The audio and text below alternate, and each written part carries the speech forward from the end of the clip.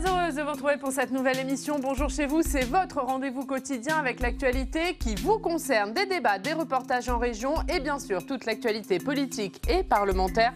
Nous sommes au plus près de vous avec nos partenaires de la presse quotidienne régionale, des télévisions locales et des radios. Nous sommes donc ensemble pendant 1h30 et au menu du jour, la loi sur le statut de l'élu poursuit son examen au Sénat. Hier, les sénateurs se sont penchés sur le renforcement du pouvoir de police du maire. On en parle avec le sénateur du jour, sénateur socialiste Martial Bourquin. Il est avec nous, il nous présentera également sa proposition de loi sur l'assurance emprunteur. Il nous expliquera tout. Dans une demi-heure, l'invité politique, c'est Sébastien Lecornu, le ministre des collectivités territoriales. Interview en partenariat avec la presse quotidienne régionale, représentée ce matin par Stéphane Vernet de Ouest France. Et puis cette semaine, vous le savez, nous sommes en Saône-et-Loire pour parler des problématiques des départements à l'occasion de leur congrès qui débute ce soir. Aujourd'hui, nous parlerons des mineurs non accompagnés. Et enfin, le Club des territoires, notre bande de journalistes qui débattent de l'actu. Au menu aujourd'hui, le Tour de France. Le parcours de la prochaine édition a été dévoilé hier. Mais le Tour de France, eh bien, ce n'est pas qu'une épreuve sportive, c'est aussi un enjeu pour les élus et les territoires. Vous le verrez. Mais avant cela, voici les autres informations de ce mercredi 16 octobre. Des milliers de pompiers en colère ont manifesté hier à Paris pour demander plus de moyens de reconnaissance et de sécurité. Des violences entre forces de l'ordre et pompiers ont éclaté en fin de manifestation. 3 membres des forces de l'ordre ont été blessés, 6 manifestants interpellés pour violence ou jet de projectiles. À un mois du congrès des maires, François Baroin charge le gouvernement. Il dénonce un écart entre les discours du gouvernement et la réalité des faits. Pour le président de l'Association des maires de France, la suppression de la taxe d'habitation est une très mauvaise réforme. Il s'inquiète de sa compensation pour les communes. Et Toulouse accueillera cet après-midi le Conseil des ministres franco-allemands. La ville rose abrite le siège d'un symbole européen, Airbus. Angela Merkel et Emmanuel Macron visiteront la chaîne d'assemblage des avions A350. Les deux dirigeants affichent leur unité à la veille d'un sommet européen qui s'annonce tendu sur le Brexit et la Syrie.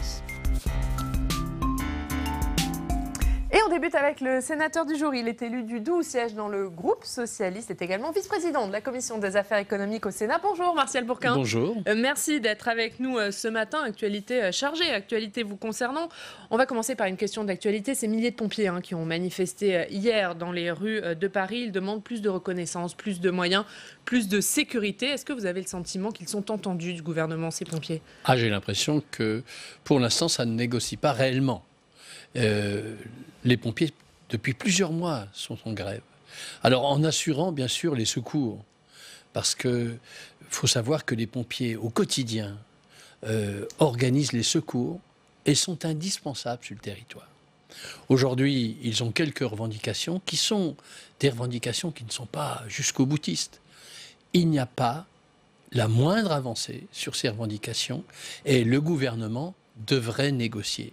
C'est absolument indispensable. On a là un gouvernement qui, systématiquement, met un mur et disant on ne peut pas faire en sorte que ces revendications aboutissent. Mais si, on peut. C'est notamment Christophe Castaner qui n'est pas à la hauteur sur ce sujet ?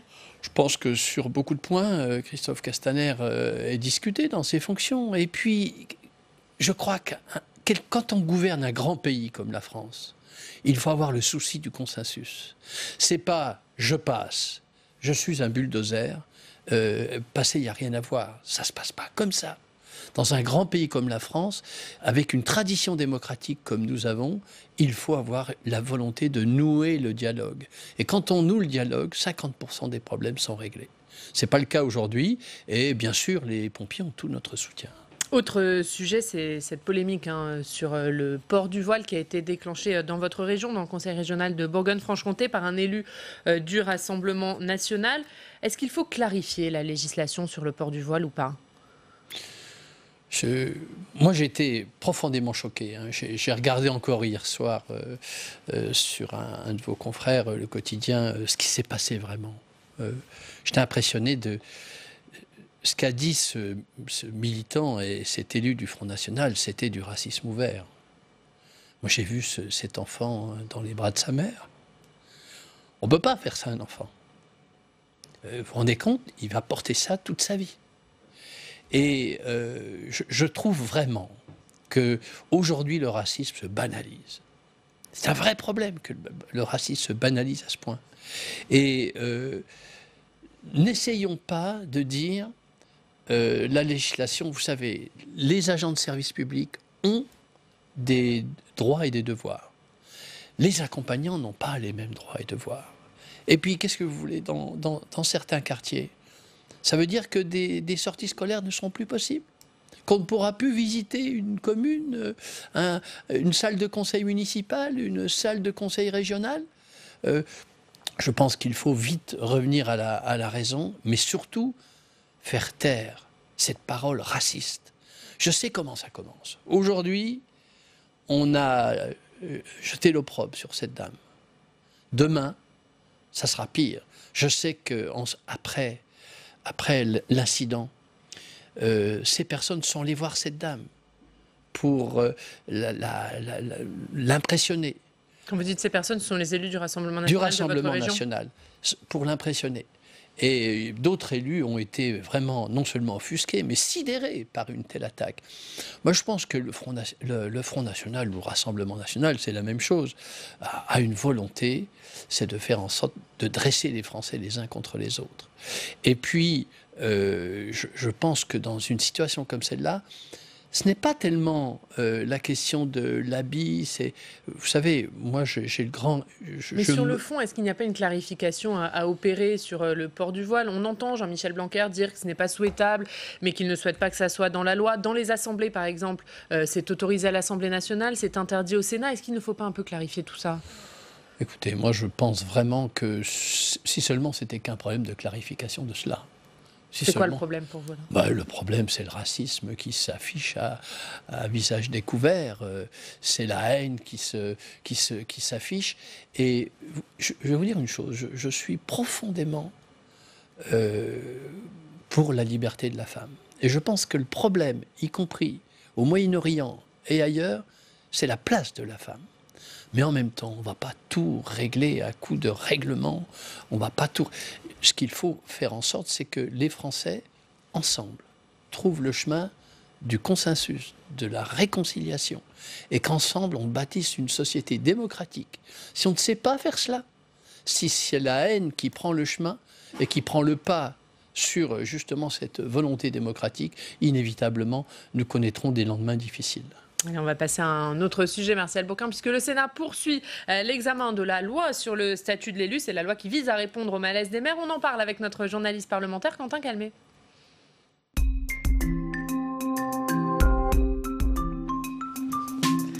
Bonjour Quentin. Bonjour Ariane, bonjour Martial Bourquin. Bonjour. Et hier dans l'hémicycle, il a été question du renforcement du pouvoir de police du maire. Voilà, c'est un sujet auquel tiennent beaucoup les sénateurs. Hein. Souvenez-vous, la commission des lois du Sénat avait lancé cette grande consultation auprès des maires après les agressions de cet été et surtout après la mort du maire de Signes qui justement avait été renversé, on s'en souvient, par une camionnette lorsqu'il avait voulu verbaliser les occupants de cette camionnette qui avaient jeté des gravats au bord de la route. Et donc le gouvernement a souhaité répondre à ce problème en renforçant les pouvoirs de police du maire, en renforçant ainsi et en répondant à l'impuissance grandissante des élus locaux. Premier nouveau pouvoir du maire, si on peut dire, lorsque le propriétaire, vous allez le voir, d'un établissement ne respecte pas l'arrêté de fermeture qui lui a été imposé, eh bien, il peut poser comme cela des astreintes et prononcer des astreintes jusqu'à 500 € par jour, ou alors même prononcer la fermeture d'office. Et cette fermeture déléguée par le préfet, elle peut se faire sur les débits de poissons, les établissements. Ça, c'est donc un pouvoir qui est délégué par le préfet. Mais alors ça pose la question des moyens des maires. Souvent dans les communes, surtout dans les petites communes, les maires ils se sentent bien seuls face à ces soucis. Et regardez, c'était l'argument hier de Fabien Gay, un sénateur communiste, il l'a dit hier dans l'hémicycle. Prenons des cas très pratiques. Demain, si vous offrez cette possibilité au maire, la population va se tourner vers le maire. Et donc il va prendre un arrêté. Mais il n'aura aucun moyen de l'appliquer. Et on va créer des disparités parce qu'il y aura des villes qui auront les moyens parce qu'elles auront par exemple une police municipale importante. Et puis à côté, une ville qui n'aura pas les moyens, mais qui, pas de police municipale, mais qui y compris cherche les effectifs. Voilà, parmi les autres nouveaux pouvoirs de police, eh bien, cette possibilité de lutter contre les épaves ou encore de mutualiser les polices municipales au sein d'une intercommunalité, c'est l'un des points essentiels de ce projet de loi et il est examiné vraiment en ce moment par le Sénat. Merci beaucoup Quentin, à tout à l'heure. Martial Bourquin, on imagine que le renforcement des pouvoirs de police du maire, vous êtes évidemment pour, mais se pose la question des moyens. C'est même l'essentiel. Déjà, la loi aujourd'hui permet beaucoup de choses, mais les moyens ne suivent pas. On a, depuis un certain temps, une diminution des forces de police et de gendarmerie dans les territoires. Ça vient de loin, hein, mais aujourd'hui, ça ne se règle pas. Et lorsque vous avez des problèmes comme ceux-ci, Fabien Gay avait absolument raison tout à l'heure. On peut prendre tous les arrêtés qu'on veut. C'est l'application de ces arrêtés. Pire que cela, si vous prenez des arrêtés qui ne sont pas appliqués, vous générez une idée essentielle qui est: est-ce qu'ils ont encore des pouvoirs, les élus? Et c'est pour cela qu'il faut qu'il y ait à la fois des nouveaux pouvoirs de police. Moi, je crois que sur les débits de boissons, c'est absolument indispensable. C'est des choses qu'on demande depuis des années, ça. Mais en même temps, il faut qu'il y ait les forces de police et de gendarmerie aux côtés du maire pour faire appliquer les arrêtés. S'il n'y a pas cela, eh ben on restera dans les bonnes intentions, des arrêtés qui resteront lettres mortes. Et je crois que ce projet de loi a raison de remettre la place des maires dans l'édifice républicain. Pourquoi? La commune est le pilier de la démocratie. C'est là que le maire, les adjoints, les conseillers municipaux vont au-delà de la population, au-devant de la population. Et il faut qu'ils règlent les problèmes au quotidien. Et il faut leur donner les moyens de régler au quotidien. Mais alors, hier, par exemple, l'Association des maires de France, qui tenait une conférence de presse, a dit « Cette loi, certes, c'est une avancée, mais le gouvernement reste au milieu du chemin ». Est-ce que vous êtes d'accord avec ça? Bien sûr. Je crois que M. Barois a raison, M. Léniel aussi. Ils font le point. Vous voyez, par exemple, on parle de police municipale. Si demain, les moyens ne sont pas au rendez-vous, les polices municipales ne pourront pas être au niveau où il faudrait qu'elles soient pour faire en sorte que la police de l'environnement, la police concernant les débits de boissons, la délinquance au quotidien soit réglée de façon forte, avec l'idée que le maire est capable de générer de la tranquillité publique et que la confiance... Vous avez vu, 63% des Français font confiance à leur maire. Mais pour qu'ils puissent remplir leurs fonctions, leur mission, nous avons besoin d'une autorité de l'État, parce que la sécurité reste quand même une responsabilité régalienne de l'État. Aujourd'hui, enfin dans mon territoire, mais je sais que beaucoup de collègues sont dans cette situation, nous n'avons pas les moyens. Alors la deuxième chose concernant les finances communales, il y a un vrai problème.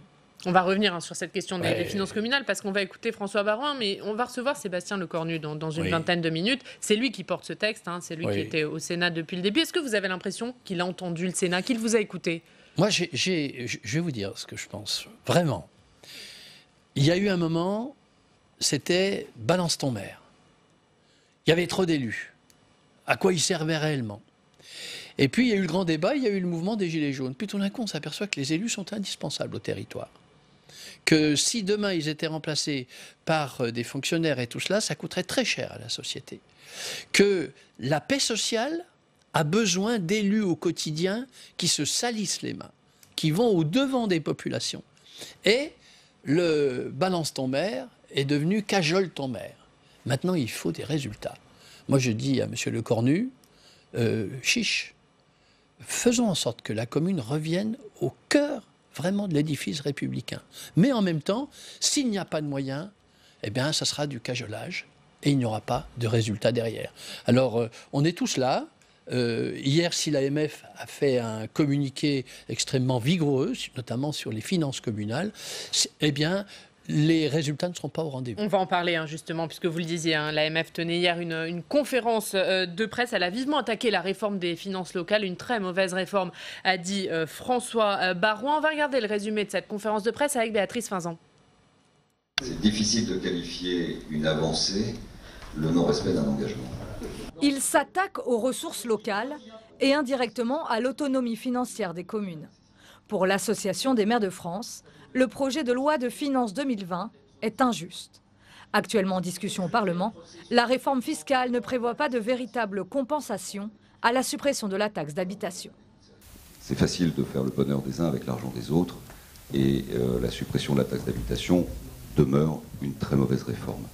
Non pas que cette taxe d'habitation n'avait pas des imperfections ou des injustices, mais tous les impôts ont des imperfections et des injustices. Comme par hasard, l'État, au lieu de traiter une injustice d'un impôt qui lui appartient, traite des injustices d'un impôt qui ne lui appartient pas.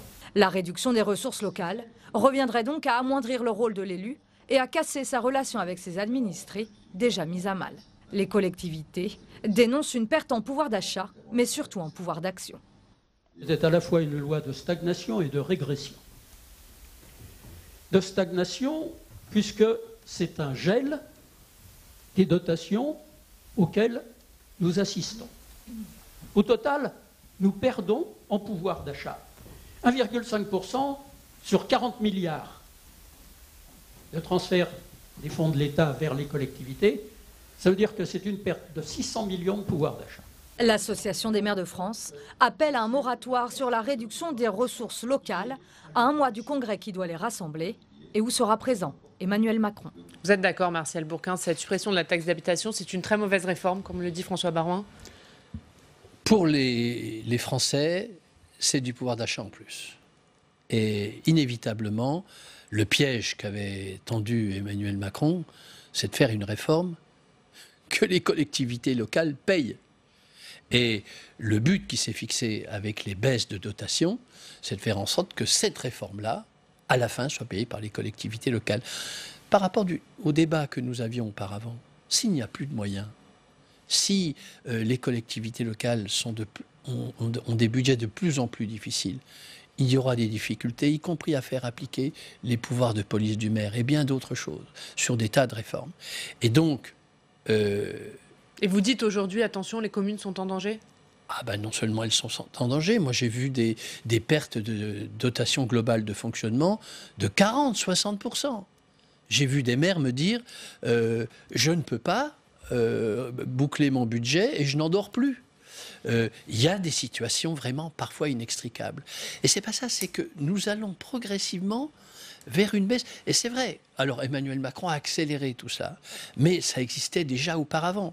Mais là, on assiste à une situation où l'étau entre les dépenses obligatoires des villes et des communes et les charges et les dotations est en train de baisser.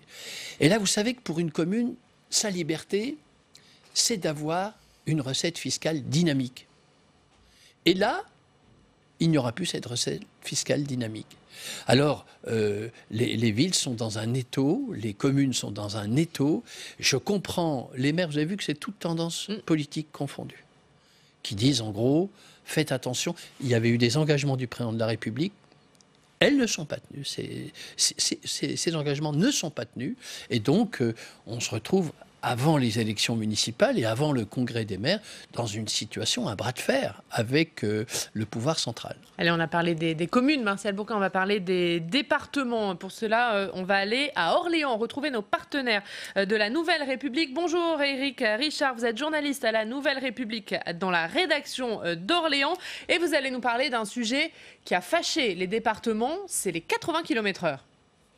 Oui, bonjour. Et dans une session plénière, en effet, du Conseil départemental, dont l'ordre du jour était plutôt modeste par ailleurs, eh bien, celui-ci s'est distingué en quelque sorte en se jetant à l'eau concernant le retour aux 90 km/h sur le réseau routier. Alors, à ce stade, c'est une proposition, mais elle est tout de même significative, hein, car avant même l'adoption de la loi d'orientation des mobilités, les élus du Loiret prennent au mot, en quelque sorte, le Premier ministre Édouard Philippe. On se souvient que pour décrisper ce débat à propos du passage aux 80 km/h, eh bien, il avait laissé la porte ouverte au débat dans les départements, y compris pour un retour aux 90 km/h. Alors c'est ce qu'a choisi le Loiret et son président centriste, Marc Godet. Celui-ci parle de pragmatisme, de réalité de terrain, mais aussi de la prise en compte des bilans annuels de la sécurité routière sur son territoire. Le Loiret a décidé donc de proposer ce retour à la situation antérieure sur quelques 473 km de route départementale, hors agglomération bien sûr, et hors zone limitée à 70. Éric Richard, ce retour aux 90 km/h, il aura lieu, mais pas tout de suite, hein? Alors non, il n'aura pas lieu tout de suite. En effet, car comme vous l'avez dit, nous ne sommes pas encore là, puisque nous sommes au fait que la loi d'orientation des mobilités, et votre invité le sait bien, n'est pas encore votée. Et puis ensuite, parce que bien le vote des élus du Loiret est une proposition qui devra obligatoirement être soumise à la validation de la commission départementale de sécurité routière qui est placée sous l'autorité du préfet. Donc entre ce vote du département et le retour aux 90 km/h, il devrait se passer quelques mois. On sera sans doute en 2020 quand cette mesure sera en effet effective. Mais il y a fort à parier que ce dossier sera évoqué durant ces 3 jours à Bourges, où vous l'avez rappelé, a lieu le congrès des départements de France. Alors peut-être que le Loiret fera des émules. Eh bien, on aura donc l'occasion d'en reparler. Merci beaucoup. Merci Éric Richard. On va voir la une de la Nouvelle République aujourd'hui, la une consacrée au Tour de France. Tour de France qui passera par chez vous. Merci Éric Richard d'avoir été avec nous. Ce retour aux 90 km/h, ça a fâché les départements, ça a aussi fâché le Sénat qui s'y était opposé. Finalement, on voit c'est pas si simple que ça de revenir aux 90 km/h. Non, c'est pas si simple. C'est au début, comme d'habitude, on a réformé à la hussarde. Et on a dit 80. Ben, c'est pas vrai. Sur certains tronçons, il faut rester à 90. Sur d'autres, il faut peut-être tomber à 70 parce qu'ils sont extrêmement dangereux. Et là, plutôt qu'une analyse fine par portion routière visant à faire en sorte que la sécurité routière soit assurée, on a mis en place le 80 km/h. On a cherché, bien sûr, tout à comment faire en sorte que toutes les personnes qui veulent une sécurité routière plus forte se disent c'est la bonne solution. On sait très bien que ce n'est pas la bonne solution. Quand vous avez une portion de route de 2, 3, 4, 5 km où vous avez une visibilité totale, pourquoi se mettre à 80, à 90 est très bien. Par contre, dans d'autres portions extrêmement dangereuses ou plus dangereuses, eh bien là, il faut même aller en dessous 80. Il fallait laisser la main au département. Pourquoi l'État s'est mêlé de cela? Les départements ont la compétence. On leur a fait payer des panneaux et après on va leur faire payer d'autres panneaux, ça coûte des centaines de millions. C'est pas sérieux, on ne travaille pas comme ça. Il faut que ce pouvoir comprenne, et notamment le président de la République, il faut qu'il comprenne qu'un État comme la France, avec sa diversité, ne se gère pas depuis le dessus comme cela, mais qu'au contraire, il faut faire confiance à la décentralisation et faire en sorte que les collectivités territoriales prennent toute leur place, justement, y compris dans les questions de sécurité routière. Allez, on va parler de la revue de presse de votre département et de votre région maintenant, Martial Bourquin. C'est avec Quentin Calmet qui est de retour. Et Quentin, on va commencer par l'Est républicain. Besançon, 2 maires du Doubs devant le tribunal administratif. Voilà, je vais vous montrer leur visage. Peut-être que vous les connaissez d'ailleurs, Martial Bourquin. Ces 2 maires, vous allez le voir, ce sont les maires de Mandeur et le maire de Devecey. Alors pourquoi comparaissent-ils devant le tribunal administratif? Eh bien parce qu'ils ont pris des arrêtés anti-glyphosate sur leur commune. Vous le savez, depuis que le maire de Langouette en Bretagne a pris cet arrêté, c'est une centaine de maires qui a comme cela demandé l'interdiction de certains produits phytosanitaires sur le périmètre de la commune. Selon l'un des maires, eh bien, ce qui est préoccupant par exemple, c'est la mortalité inquiétante des abeilles. Et selon l'avocat du second maire, eh bien, quand des citoyens s'inquiètent pour leurs enfants après un épandage à proximité de l'école ou éprouvent des gènes respiratoires, il faut bien que l'alerte soit entendue, dixit cet avocat. Mais donc, réponse du tribunal à la fin de la semaine. Et on attend aussi ce que va faire le gouvernement sur ces arrêtés anti-pesticides, notamment sur les périmètres qui sera arrêté autour des zones concernées. De l'Est républicain, Quentin, on passe à Ouest France. Voilà, je vais vous montrer l'article qui nous intéresse particulièrement, Martial Bourquin. C'est l'actualité, non pas pour le coup du département du Doubs, c'est juste à côté de la commune dont vous avez été maire d'Audincourt, mais c'est le territoire de Belfort qui est au cœur de l'actualité, avec l'usine de General Electric et cette négociation avec ce plan social qui est prévu par le groupe américain. On le sait, ce sont au total 1050 emplois qui sont menacés en France et 792 très précisément à Belfort. Le plan social, il doit être présenté à l'État le 21 octobre prochain. Donc voilà, il reste peu de temps. Et donc, on a appris hier que Belfort ainsi que le département proposent d'acheter l'intégralité des bâtiments qui sont la propriété de GE. C'est au total 143 500 mètres carrés afin, comme cela, comme c'est dit par le département, de diminuer les charges fixes et les coûts logistiques de GE. Et à savoir, une manifestation est prévue à Belfort ce samedi en soutien aux salariés. Merci Quentin. Martial Bourquin, un mot de réaction sur ce qui se passe bien sûr à General Electric. Alors pour vous dire que je serai à Belfort samedi, qu'il y a des négociations qui sont en cours. Il faut tout faire pour qu'elles aboutissent. Il faut garder ce fleuron de l'économie française qui est devenu maintenant un fleuron américain. Le président de la République, dans cette affaire, a une responsabilité particulière. C'est lui qui a fait la vente. C'est lui qui a signé un accord avec des engagements extrêmement forts de General Electric. C'est lui qui n'a pas suivi ce dossier parce qu'aujourd'hui, aucun des engagements pris par General Electric ne sont appliqués aujourd'hui. Donc aujourd'hui, lui, le ministre de l'économie, les syndicats, la direction France de General Electric ont intérêt à ce qu'un accord soit trouvé. Cet accord, c'est la préservation de ce site extraordinaire pour nous assurer la transition énergétique de la France. On a besoin de belles entreprises comme celle-là. Et donc, notre avenir se joue en partie à Belfort. Et on doit tous être aux côtés des salariés de Belfort. On a bien entendu votre message. Malheureusement, il ne nous reste qu'une minute, mais je voudrais qu'on parle de votre proposition de loi, Martial Bourquin, puisque vous allez nous présenter tout à l'heure cette proposition de loi sur l'assurance emprunteur. C'est l'assurance qu'on souscrit quand on fait un emprunt qui permet d'être assuré en cas de décès, en cas d'invalidité ou de perte d'emploi. Votre proposition de loi, elle sera examinée en séance la semaine prochaine. Est-ce que vous pouvez nous en dire un mot? Quel est l'objectif? En quelques mots, puisqu'on a peu de temps, c'est avec l'amendement Bourquin et la loi Hamon, on peut tous les ans renégocier son assurance emprunteur. Parfois, ça peut représenter 30% du prix du crédit. Et les personnes qui souscrivent une assurance ne savent pas, mais ils ont des taux de commission qui vont jusqu'à 60-70%. L'idée, c'est de revenir à un taux normal, 20%. Pour certains ménages, notamment des jeunes ménages, ça peut leur faire une économie de 12, 14, 16 000, 20 000 euros sur l'ensemble du crédit.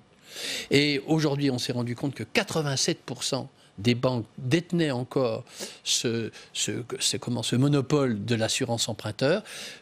Après l'amendement Bourquin, il y a là la possibilité d'avoir la date de résiliation qui sera dans la loi, mais surtout des amendes fortes quand les banques ne répondront pas à la demande de résiliation. Et on suivra tout ça, ce sera mercredi en séance. Du pouvoir d'achat pour les familles. Du pouvoir d'achat pour les familles. Mercredi en séance au Sénat. Merci Martial Bourquin d'avoir été avec nous ce matin. Dans 2 minutes, l'invité politique, c'est Sébastien Lecornu, le ministre des collectivités territoriales. On parlera bien sûr de la loi sur le statut de l'élu examinée au Sénat, mais aussi du congrès des départements et de la colère des élus. Vous avez entendu François Baroin. Mais d'abord un extrait d'Allons plus loin. Hier sur le plateau de Rebecca Fitoussi, un débat sur le Brexit et ses conséquences pour la France. On regarde un extrait, on se retrouve juste après.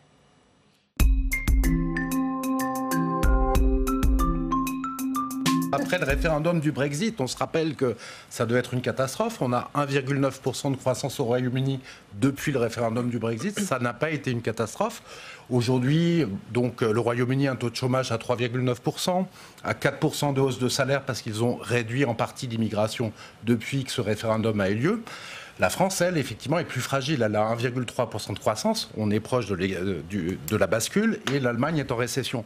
Mais surtout, ce qui est important, c'est ces échanges entre la France, puisque c'est ce qui nous intéresse, et le Royaume-Uni. On fait 33 milliards d'euros environ d'exportation vers le Royaume-Uni, alors qu'on a... Ne nous noyez pas trop de chiffres, oui, je vous en prie. Et 21 milliards d'euros d'importation. Donc en fait, on sera beaucoup plus perdant que les Britanniques. On a beaucoup plus d'exportation en jeu que les Britanniques, et notamment 5 milliards sur l'agriculture, avec des agriculteurs français qui sont déjà par terre. Donc ça, c'est la théorie. C'est qu'on va beaucoup souffrir. Si les Britanniques souffrent, les Français souffriront et tous les Européens souffriront. C'est vrai. Mais en fait, c'est pas comme ça que ça va se passer. Même s'il y a un no deal, qu'est-ce qui va se passer? Pendant quelques jours, il y aura des embouteillages aux frontières anglaises. Il y aura des photographes qui prendront des photos et qui montreront ça.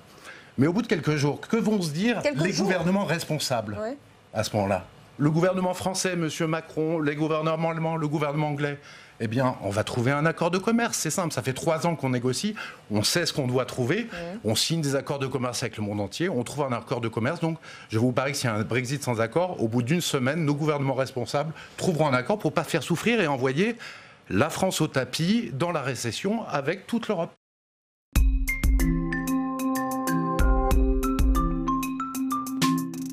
Et notre invité politique ce matin, c'est Sébastien Lecornu. Bonjour, vous êtes ministre chargé des collectivités territoriales. Vous êtes avec nous pendant 20 minutes pour une interview en partenariat avec la presse quotidienne régionale, représentée ce matin par Stéphane Vernet. Bonjour. Bonjour Stéphane, vous dirigez le bureau parisien du quotidien Ouest France. On va parler bien sûr, Sébastien Lecornu, de la loi sur le statut de l'élu, du congrès des départements, des maires de France qui ont tenu une conférence de presse hier. Mais d'abord, l'actualité, cette manifestation des pompiers hier. Pompiers en colère, ils réclament plus de reconnaissance, plus de sécurité, plus de moyens. Que fait le gouvernement ? Est-ce qu'il n'est pas sourd face à cette colère ? Non, alors vous savez qu'en plus c'est une question auquel moi je suis particulièrement sensible parce que je présidais le service départemental d'incendie et de secours lorsque j'étais président du conseil départemental de l'Eure. Et effectivement, dans certains départements de France, le niveau de violence qui augmente sur certaines sorties de nos sapeurs-pompiers, sur des feux ou sur du secours à personne, sont des violences qui augmentent. Donc ces craintes et ces attentes sont légitimes. Il y a un certain nombre de choses qui ont déjà été déclenchées par Laurent Nunez et Christophe Castaner, mais il faut sans doute continuer d'aller plus loin. Mais de visiblement, condamner ça ne satisfait également pas les pompiers. Christophe Castaner était à leur congrès, ils se sont dit déçus, il n'y a pas de mesure. Il y a plusieurs choses, si vous voulez. Il y a les violences, c'est le premier aspect. Là, pour le coup, c'est un combat de chacun, de tout le monde. On a besoin d'ailleurs des maires et de l'ensemble de la population, parce qu'on voit bien qu'il y a une banalisation de cette violence. On commence désormais à ne même plus à surprendre que des pompiers soient caillassés dans certains quartiers lorsqu'ils sortent. Donc là, il y a des choses qui sont évidemment très compliquées à mettre en place, que derrière, c'est des enjeux de réponse pénale, c'est des enjeux aussi de protection des sapeurs-pompiers quand ils se déploient sur le terrain. Ensuite, il y a des enjeux davantage de vie quotidienne pour le sapeur-pompier. Ça n'a l'air évidemment de rien pour quiconque ne connaissant pas bien ces sujets, mais enfin, ce sont les temps d'attente aux urgences à l'hôpital. Ce sont la manière dont on fait l'aiguillage d'un certain nombre de personnes qui sont blessées. En clair, c'est le passage de témoins et le tuilage entre le monde hospitalier, ou ceux qui relèvent le cas échéant du SAMU, ou ceux qui relèvent le cas échéant des services de pompiers. Quelque chose de tout simple et tout bête, mais alors qu'on a des problèmes de démographie médicale importantes en France, eh bien sûr, là on allait voir un médecin de ville il y a 15 ans ou 20 ans, aujourd'hui, bien souvent, on appelle les pompiers pour directement aller aux urgences. Ça, c'est des choses, bien sûr, qui se font en concertation avec Agnès Buzyn. Ça prend beaucoup plus de temps. Après, troisième chose, sur le volet salarial ou sur les conditions de travail, là aussi, j'ai passé des heures et des heures à travailler avec les syndicalistes de mon département sur ces sujets. Là, il y a beaucoup de choses qui ont été faites ces 10 dernières années. Est-ce que c'est suffisant ? Là, pour le coup, chacun en débat. Le ministre Suzelle, ça reste Christophe Castaner. Je ne suis pas ce dossier au quotidien. Mais enfin, sur les conditions de logement, sur un certain nombre de conditions liées aux heures supplémentaires, avec en plus un droit européen qui n'a pas été que facile sur ces questions d'adaptation du droit du travail, etc. Des choses ont été faites ces dernières années, mais s'il faut aller plus loin, je sais que les ministres Nunez et Castaner sont à la disposition des syndicats pour continuer de dialoguer et de travailler. Alors les sapeurs-pompiers se plaignent beaucoup du fait qu'on leur donne des missions qui ne devraient pas être les leurs. C'est ce que je vous disais avec les médecins de ville, mais il n'y a pas que ça. Par exemple, toutes les personnes en état d'ivresse sur la voie publique, aujourd'hui, ce sont eux qui les ramassent. C'est aussi ça qui peut créer des violences, alors que ce serait plutôt à la police de faire ce travail. Donc ils disent pourquoi est-ce qu'on fait le travail des ambulanciers privés ? Pourquoi est-ce qu'on fait le travail de la police ? Pourquoi est-ce qu'on fait le travail de ceux qui ne veulent plus ou ne peuvent plus faire assurer des missions qui devraient être les leurs? Alors, je partage ce que vous dites. Je ne mettrai pas l'ivresse publique, d'ailleurs, dans les bons exemples, parce qu'il y a toujours des enjeux de... Les pompiers s'en plaignent beaucoup, ils le citent régulièrement. Mais en tout cas dans l'Ouest. Il y a un enjeu sanitaire. Quelqu'un qui est en situation d'ivresse sur la voie publique, par définition, est quelqu'un qui peut présenter un danger pour lui-même. Et de ce danger pour lui-même, pour le coup, les pompiers peuvent être intéressés à cela. Non, mais vous avez des exemples concrets. Moi, j'ai mis le Haut-Lab dans mon département. Un chat dans un arbre. On appelle les pompiers. Si vous voulez, c'est scandaleux. Voilà. C'est scandaleux parce que l'équipe qui est sortie du centre d'incendie et de secours, pendant ce temps-là, elle ne peut pas être déployée sur quelque chose de plus grave. C'est scandaleux pour le contribuable parce que ce n'est pas un boulot de cantonnier, pompier. Le boulot de cantonnier est un boulot noble. Beaucoup de transport de malades, par exemple. Oui, mais de gens qui emmènent à un rendez-vous médical, par exemple. C'est donc à la place d'un ambulancier privé. C'est donc la question, effectivement, de l'orientation. C'est tout le boulot qui est fait aussi à faire sur l'unification des numéros d'appel d'urgence, 15 et 18. C'est en clair l'orientation, pardonnez-moi de ce mot, au téléphone par un médecin, de savoir quel est le degré de gravité. Mais je vous le disais, on a aussi beaucoup de nos concitoyens, parce qu'au bout d'un moment, il faut aussi arrêter avec la démagogie. C'est pas Christophe Castaner ou le président du conseil départemental de je ne sais quel département qui fait le 18 pour un chat dans un arbre. Ce sont aussi nos concitoyens. Donc je profite aussi de cette émission pour leur adresser un message. Ne faites le 18 que lorsqu'il y a véritablement un danger de sécurité civile ou un danger sur les personnes. Une dernière chose sur les pompiers, ils demandent la revalorisation de leur prime de feu. Ils veulent être considérés comme un métier à risque, comme les autres, c'est-à-dire avoir une revalorisation à hauteur de 28% de leur salaire de base, au lieu de 19%, qui est la prime qui leur est accordée aujourd'hui. Donc ils demandent une augmentation de leur prime. Le problème, c'est que c'est l'État qui peut décider ce genre de choses, mais ce sont les départements qui payent. Les départements et les communes. En un mot aussi, parce que personne ne le sait, notre modèle de sécurité civile, il est hyper particulier, il est bien propre à la France. Vous mélangez des sapeurs-pompiers professionnels, mais aussi des sapeurs-pompiers volontaires. Les systèmes de primes ne sont pas forcément d'ailleurs toujours les mêmes entre ces deux catégories. Et vous avez effectivement deux financeurs, le bloc communal, 40% et les départements. C'est un 40-60. Après, en fonction des SDIS, vous avez parfois des décisions qui sont un peu différentes. Dans l'heure, on est sur du 40-60. Et donc, effectivement, avec un troisième aspect des choses, c'est que ça reste le préfet et l'État et les maires, qui sont les autorités d'emploi des sapeurs-pompiers. Je le dis parce que personne ne le sait, donc c'est aussi l'occasion d'en faire cette pédagogie. La question de la revalorisation indemnitaire ou des différentes primes et des systèmes de primes, dont la prime de feu, fait partie du dialogue actuellement que le ministre de l'Intérieur a avec les syndicalistes. Alors on va passer à un autre sujet, la colère des élus sur beaucoup de sujets. Hier, François Baroin tenait une conférence de presse pour parler notamment de la fiscalité locale. Il a dit que la suppression de la taxe d'habitation était une très mauvaise réforme et il a eu cette phrase « C'est facile de faire le bonheur des uns avec l'argent des autres ». Que lui répondez-vous ? Que je ne peux pas être d'accord avec lui. Bon, déjà, il y a des gouvernements qui augmentent les impôts et il y a des gouvernements qui les baissent. François Baroin a participé à des gouvernements qui les a parfois augmentés. Moi, je suis content de participer à un gouvernement qui les baisse. Je pense qu'il faut le dire. La deuxième chose, l'argent des uns, l'argent des autres, pardon, mais ce n'est pas du tout notre culture et notre histoire.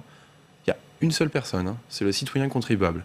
Donc, penser qu'il y aurait la poche pour l'État, la poche pour les collectivités, puis la poche pour l'hôpital, c'est une vision du contribuable et du citoyen contribuable que je ne partage pas. Donc la seule chose qui compte en priorité, c'est de redonner du pouvoir d'achat pour nos concitoyens.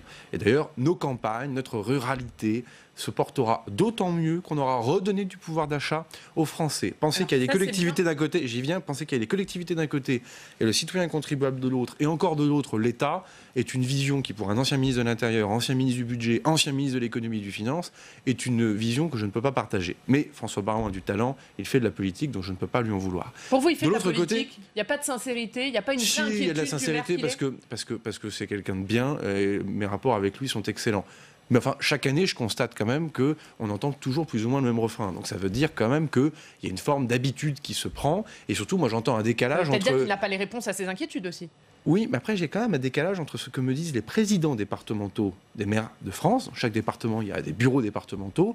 Ce que je vois des rencontres sur le terrain avec les différents maires, j'entends parfois des choses différentes. Non, là où il y a une alerte de François Baroin, auquel nous avons déjà répondu, mais l'occasion est là aussi de donner, d'y répondre plus clairement, c'est bien sûr de garantir, dans le cadre de cette belle réforme qui redonne du pouvoir d'achat aux Français, 80% des Français pour commencer, puis l'intégralité des Français qui paient la taxe d'habitation ensuite, c'est bien sûr de garantir un niveau de ressources équivalent à l'euro près aux collectivités territoriales et singulièrement aux mairies. Contesté en disant mais les calculs vont faire sur la base de 2017 au lieu de 2019, il manque 1,5%, 600 millions d'euros pour les communes. Oui, ça, ce sont les calculs. C'est une réforme masquée, dit-il. Oui, avec les gobelets, on cherche la boule et on s'y très bien d'ailleurs à la fin.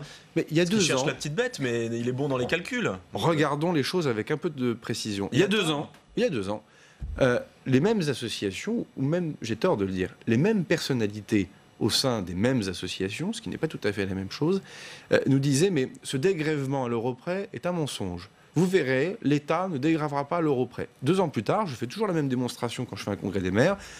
Et s'il y a un maire dans la salle, ou un adjoint au maire, qui peut me dire, en levant la main, qu'il a perdu 1 euro depuis 2 ans sur le dégrèvement de la taxe d'habitation. Évidemment, personne ne lève la main. Enfin, quel serait l'intérêt du gouvernement ou de l'État de mentir? Quel serait l'intérêt du gouvernement ou de l'État de léser les maires sur cette réforme de taxe d'habitation? Soit à considérer qu'on est complètement neuneux, ou alors à considérer qu'on n'aime vraiment pas les collectivités territoriales. Ce procès est quand même difficile à faire, même si effectivement certains s'emploient avec beaucoup d'énergie à expliquer que ce gouvernement n'aime pas les territoires, n'aime pas les collectivités territoriales. Bon, la gauche nous explique que globalement Emmanuel Macron est le président des riches.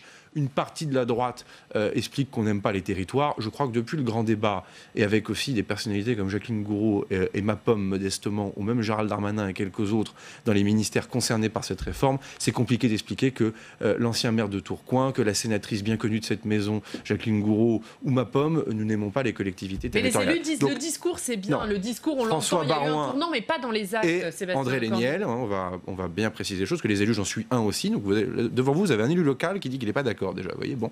Donc ce qui compte, c'est qu'à l'euro près, on garantisse justement les choses. Oui, le sénateur Bourquin tout à l'heure, je m'empresserai tout à l'heure de lui réexpliquer la réforme. Quand il dit, c'est scandaleux parce qu'on prive les communes de la taxe d'habitation, il n'y aura plus de lien fiscal entre la collectivité locale et nos concitoyens. Bon, enfin, on peut quand même s'arrêter 30 secondes sur cet argument hyper intéressant. Déjà, on descend la taxe foncière. Aujourd'hui, la taxe foncière, vous regardez votre feuille, c'est vachement simple. Non, mais c'est vrai que c'est tellement formidable que tout le monde veut garder un système aussi clair. Vous avez plein de colonnes dans lesquelles vous avez tout un tas d'impôts qui sont ventilés dans toutes les strates. C'est sûr que c'est exactement ce que nos concitoyens aiment. C'est de savoir, tiens, la part de la taxe foncière du département augmente. Alors on va voir le maire. Le maire dit mais non, mais c'est pas moi, c'est le département, etc. Bon, je suis désolé. Un impôt, une strate. Taxe foncière va à l'intégralité du bloc communal. On fait une œuvre de simplification. On peut toujours dire que c'est idiot de simplifier. Moi, je ne le considère pas. La taxe foncière, si ce n'est pas un lien local entre la terre, le foncier bâti ou non bâti et l'ensemble des concitoyens qui la paient, des contribuables qui la paient, je suis désolé, c'est quelque chose de bel et bien concret. La question se pose au niveau du département. Alors, on va y venir justement, ça c'est important. Mais sur le bloc communal, si vous regardez bien d'ailleurs, à part dire, c'est pas une réforme dont on veut politiquement, c'est dans le programme du président de la République, il a gagné les élections, les députés sont majoritaires à l'Assemblée nationale, c'est comme ça. M. Barouin menait la campagne des législatives contre les députés En Marche, il a perdu la campagne des législatives contre les députés En Marche. Maintenant, il faut passer à autre chose. La taxe d'habitation, c'était dans le programme. Maintenant, ce qui compte, c'est effectivement qu'aucune des collectivités ne soit lésée dans l'affaire. Mais s'arc-bouter sur de dire mais on ne pourra plus augmenter la taxe d'habitation, donc c'est un manque de lien entre le contribuable citoyen et le maire. Je veux dire, si la seule augmentation des impôts, même si c'est une liberté locale auquel je suis effectivement très militant, mais ils pourront augmenter la taxe foncière s'ils le souhaitent, mais ce ne sera pas le gouvernement qui l'aura décidé, mais les élus locaux. Là, je pense qu'on est sur quelque chose d'un peu original. Les départements, la chose est beaucoup plus difficile. D'ailleurs, François Barouin le sait, puisqu'il était ministre du budget, et que dans ces périodes-là, déjà, les conseils départementaux généraux à l'époque, connaissaient des difficultés financières importantes. En un mot, là aussi, pour celles et ceux qui nous regardent, le problème des départements est qu'ils financent en grande partie notre modèle social. Et que notre modèle social, comme vous le savez, n'est pas le mieux financé depuis maintenant plus de 30 ans. Donc, ça ne date pas d'hier.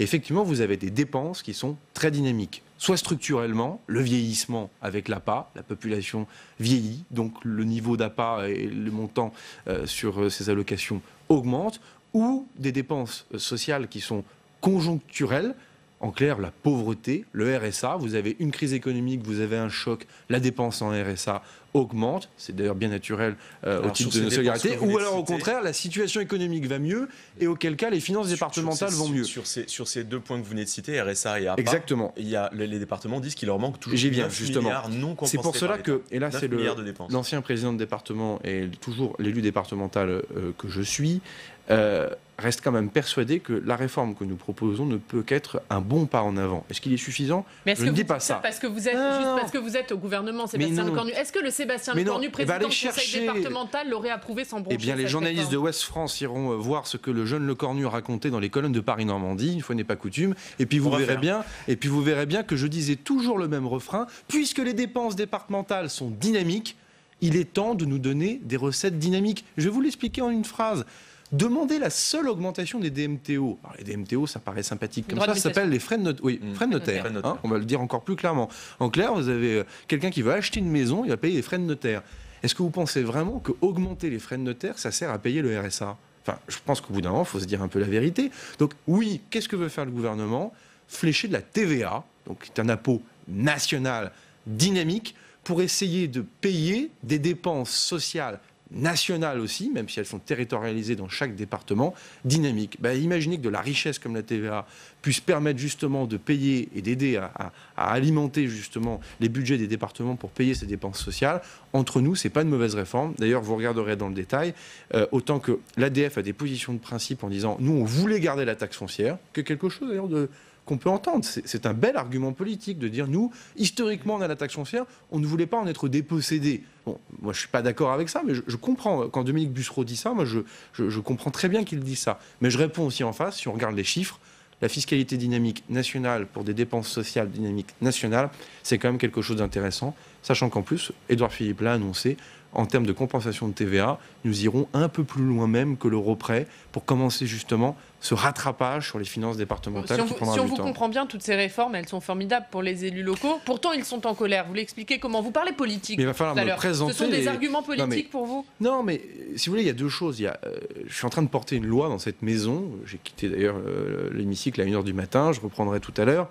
Qui est une loi de réparation territoriale. Donc je ne vais pas vous dire que les élus sont tous contents et que tout va bien. Moi-même, je n'étais pas content d'ailleurs sous le quinquennat précédent, parce que celles et ceux aujourd'hui qui râlent beaucoup sont celles et ceux qui parfois ont baissé de 10 milliards d'euros les dotations de l'État de manière autoritaire, ou même celles et ceux qui ont voté la loi NOTRe. Bon, moi je l'ai combattu la loi NOTRe. Donc vous savez, certains aussi ont des choses à se faire pardonner. Bon, c'est normal. Il faut aussi être bienveillant tôt le matin. Il y a des gens, ils ont voté la loi NOTRe, ils s'en mordent les doigts, et aujourd'hui, ils veulent se refaire la cerise contre Emmanuel Macron. Mais non, mais vous regarderez le scrutin public de cette maison, par exemple, sur le vote de la loi NOTRe. C'était la majorité de l'époque, plus les Républicains. Je trouve que c'est très intéressant à regarder. Moi, vous vous trompez jamais. Moi, j'ai combattu cette loi NOTRe, et je suis bien content que le texte de loi que le président de la République et le Premier ministre m'ont confié, ce texte de loi permet de tourner la page de la loi NOTRe, et c'est une bonne chose. Donc oui, il y a de la colère parmi les élus, mais il faut répondre avec méthode, avec un beau débat de fond. C'est ce qui se passe au Sénat actuellement, et je remercierai jamais assez les sénateurs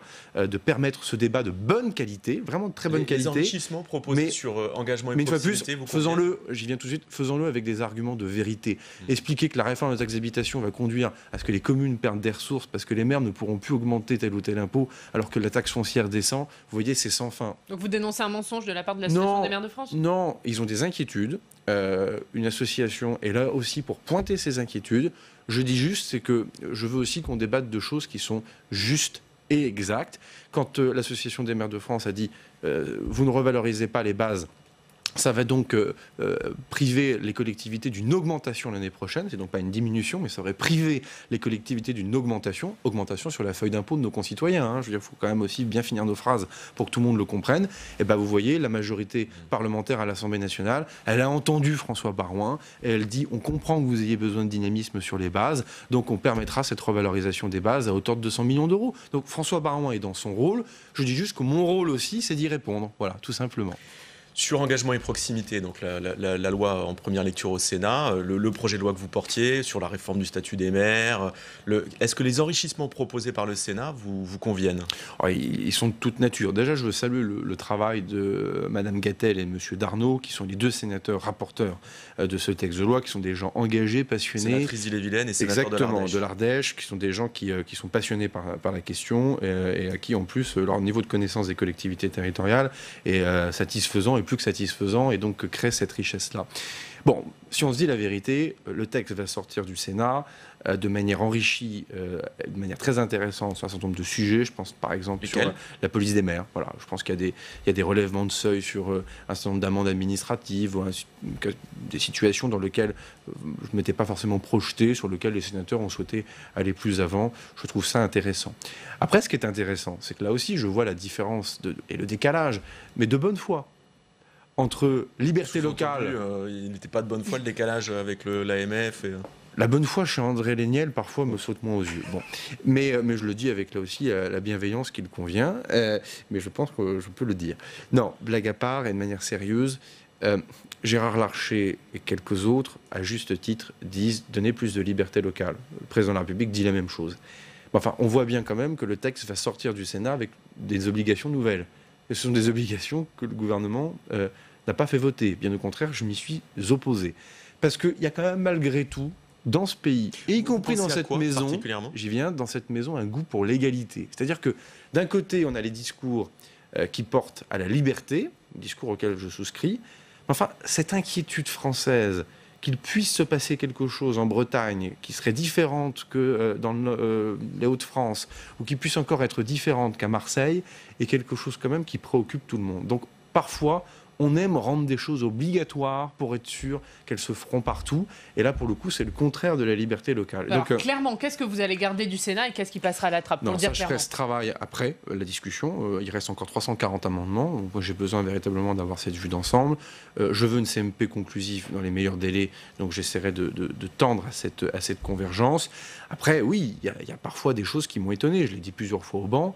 Quand vous modifiez les modes de scrutin, quand le Sénat, pas le gouvernement, le Sénat introduit le scrutin de liste pour désigner les vice-présidents dans les intercommunalités, c'est pas très grand public comme ça. Enfin, ça veut dire quoi? Ça veut dire qu'on va faire la part belle aux grosses communes. Ça veut dire en clair que ces scrutins de liste, ces nouveaux scrutins de liste, vont écarter beaucoup de maires ruraux du pouvoir au sein des intercommunalités. Mon projet de loi tendait à faire l'inverse. Bon, c'est intéressant. D'ailleurs, il y a un débat de plus d'une heure dans l'hémicycle sur le sujet. Mais enfin, par les délégations de vote, les absents ont été appelés à voter. Et donc, on se retrouve avec cette mesure dans le texte de loi. Je verrai si on la maintient ou pas dans la navette. Mais après tout, c'est aussi une décision entre les deux chambres. Hein. Ce n'est pas que le gouvernement dans cette affaire. Mais vous voyez, c'est intéressant. C'était une loi pour redonner aussi la parole et un peu de place au bloc communal, notamment pour les communes rurales. Et on va se retrouver avec des communes rurales qui potentiellement vont être écartées de ce scrutin de liste, par le scrutin de liste, pardonnez-moi, sur les intercommunalités. Bon, c'est un exemple très concret. Une fois de plus, ces questions sont jamais grand public, sauf au moment où elles atterrissent dans la vie locale. Et on voit bien que parfois, elles peuvent générer un peu de peine. Et donc, il faut faire attention à ce qu'on fait. Pour finir sur ce texte, votre ami André Léniel a dit hier, c'est une loi qui avait pour but d'enrayer le découragement des maires, sauf que ça ne l'arrêtera pas. Cette loi s'arrête au milieu du chemin. Qu'est-ce que vous dites? C'est assez simple. Il reste encore 340 amendements. Je peux encore amender le texte. Il reste encore une lecture à l'Assemblée nationale. J'ai écrit de nombreuses fois à l'Association des maires de France sur certains sujets. J'attends encore la réponse. Il faut aussi que les adhérents à l'AMF soient au courant que lorsque le ministre en charge des collectivités territoriales écrit à l'AMF sur certains sujets, il n'a pas de réponse. C'est-à-dire François Baron, André Léniel ne vous ont pas répondu? Non, mais il y a sûrement un problème avec la Poste, parce que eux-mêmes se plaignent que leur courrier adressé au gouvernement ne trouve pas de réponse. Eh bien, vous avez raison. C'est peut-être aussi pour ça qu'on fera l'open data de tous ces échanges entre le gouvernement et les associations d'élus. Ça permettra à chacun... Non, mais alors ils ne vous ont pas répondu sur quoi? C'est intéressant, ça. Sur les questions, par exemple, d'indemnité, sur lesquelles, depuis le début, je vois bien, ils disent « nous, on ne demande rien ». Donc il faut savoir aussi que l'Association des maires de France ne demande rien sur la revalorisation indemnitaire pour les élus. Mais attention, si le gouvernement fait quelque chose, il faudra tout payer. C'est quand même original comme position, vous en conviendrez. Mais une fois de plus, je respecte tout, mais je veux dire surtout à André Léniel que s'il pense que nous nous sommes arrêtés avec le Sénat au milieu du chemin, là aussi d'ailleurs, il faudra le dire aux sénateurs, parce que les sénateurs m'ont suffisamment dit, vous êtes largement inspirés des propositions du Sénat. Certains ont même dit, vous avez copié le Sénat. Moi, je le revendique d'avoir fait la coproduction. Donc, je me réjouis que ça se passe bien entre le Sénat et le gouvernement. Je pense qu'on en a besoin. Et de l'autre côté, certains disent, c'est à moitié nul ou à moitié bien. Je ne sais pas comment il faut le comprendre ou le prendre. Ça veut dire que les propositions du Sénat n'étaient pas satisfaisantes. Alors, donc, il faut là aussi alors, ils ont quand même salué le travail du Sénat. Oui, ça tombe bien, c'est aussi celui du gouvernement, mais ça, je pense qu'ils ont eu plus de mal à le dire. Non, blague à part, si notre ami André Léniel a des ajouts à faire dans le texte, qu'il n'hésite pas à m'écrire, je serais heureux de porter la parole d'André Léniel au Parlement et au banc. Une dernière chose pour terminer sur le sujet, est-ce que vous comprenez l'impatience des régions, des départements et des maires par rapport à la décentralisation? Parce que en fait, les relations sont meilleures que l'année dernière à pareille époque. Votre loi engagement et proximité par rapport à ce que vous appelez les irritants de la loi NOTRe, elle aura ses effets, elle a son intérêt. Mais on sent aujourd'hui chez eux une grosse attente sur la décentralisation. Or, la fameuse loi 3D, décentralisation, déconcentration, différenciation, ils l'attendaient maintenant. Elle ne sera discutée que l'année prochaine et après les municipales. Et pour eux, c'est trop tard. Est-ce que cette impatience-là ou cette demande-là, vous la comprenez? Ou elle aussi, elle est de l'ordre du jeu politicien, elle n'est pas audible? En fait, ça dépend des catégories d'élus auxquels vous faites référence. 96 heures de grand débat avec les maires. Combien de fois le mot décentralisation a été prononcé? Peu de fois. Combien de fois le mot révision de la loi NOTRe a été prononcé? Des dizaines et des dizaines de fois. Donc la priorité, c'était ça. Pour le bloc communal, je le crois. Après, pour les métropoles, les départements et les régions, oui, il y a une attente. Ça, c'est une réalité. Après, est-ce qu'on fait un mouvement de décentralisation au coin d'une table? Non. Il faut en débattre. Il faut du temps. Oui, et normal. même pour comprendre aussi ce que veulent ces élus, parce que la réalité, pour le coup, en Bretagne n'est pas la même que dans d'autres régions. pardon, mais il y a la question des Outre-mer, dont on parle peu, mais qui appelle aussi une réflexion toute particulière sur la décentralisation de l'Outre-mer. Si les questions métropolitaines à Paris et à Marseille étaient simples, on s'en serait rendu compte. Donc là aussi, les mêmes élus de ces territoires-là veulent qu'on fasse quelque chose, mais ne sont pas forcément d'accord entre eux sur ce qu'il convient de faire. Ça interroge sur le rôle de l'État, parce que la décentralisation, ça veut dire quoi? C'est aussi une compétence dont l'État se dessaisit, même si la loi peut continuer à l'organiser, pour la confier à une collectivité territoriale. C'est un beau débat quand même, le rôle de l'État dans notre pays. Ça fait d'ailleurs depuis la Révolution française que c'est un beau débat, et même avant. Donc il faut prendre du temps pour regarder cela de près. Je vous rappelle quand même que les lois de décentralisation, on n'en fait pas tous les 4 matins. Il y en a une grande au début du premier septennat de François Mitterrand avec la loi de fer. 82. Il y en a une grande sur le le premier quinquennat, mais le deuxième mandat de Jacques Chirac 2003. Avec 2003 et les lois de Jean-Pierre Raffarin. Mais justement, est-ce que vous êtes prêt à faire la 3e? C'est ce que demandent les élus, un nouveau souffle de type de fer Raffarin. Vous êtes prêt à aller jusque-là? Oui, mais pas tout de suite. Oui, non, l'année prochaine. Attendez, élection municipale en mars 2020. Que vous ayez au lendemain de ces élections municipales une loi discutée au Parlement sur la décentralisation, je pense quand même que c'est un timing qui est complètement raisonnable et responsable. Mais là aussi, ce sont des lois qui sont historiques. Donc ne pensons pas que 3 conseillers ministériels et 2 conseillers d'État peuvent l'écrire dans un coin. Il faut le faire de manière intéressante. Rappelez-vous la méthodologie de Gaston Defferre ou de Jean-Pierre Raffarin lorsqu'ils l'ont faite. Merci beaucoup. Merci Sébastien Lecornu d'avoir été avec nous ce matin. Vous reviendrez bien sûr nous parler de toutes ces questions de décentralisation. Merci Stéphane Vernet. Merci. Demain à votre place, Sébastien Lecornu, ce sera votre collègue du gouvernement, Jean-Baptiste Lemoyne, secrétaire d'État chargé de l'Europe et des Affaires étrangères. Merci, on va passer au Club des Territoires, notre bande de journalistes qui débattent de l'actu. Public Sénat, avec le soutien de la Mutuelle nationale territoriale, la Mutuelle des agents des services publics locaux et en partenariat avec la presse quotidienne régionale et les télévisions locales, vous présente le Club des Territoires.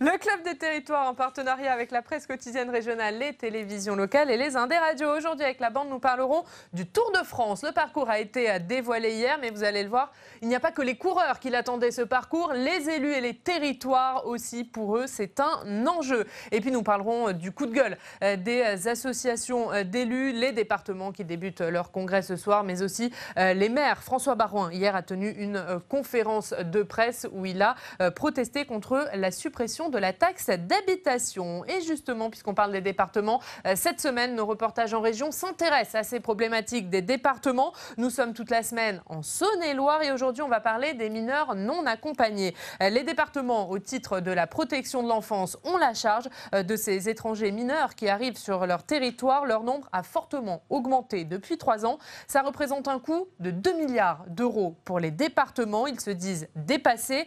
Comment s'organisent-ils ces départements et avec quelles conséquences? Regardez ce reportage en Saône-et-Loire de Fabien Recker et Audrey Vuettaz.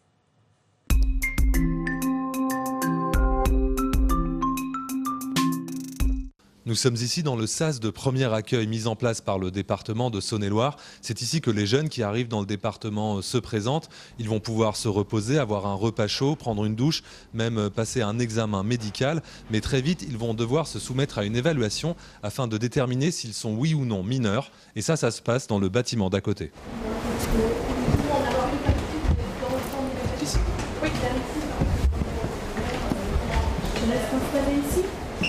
Alice Bonnet, vous êtes directrice enfance et famille du département de Saône-et-Loire. Pourquoi est-ce qu'il faut évaluer si ces jeunes sont oui ou non mineurs? Alors il est important d'évaluer la minorité et l'isolement de ces jeunes pour vérifier s'ils relèvent bien du dispositif de protection de l'enfance qui accueille par définition des mineurs.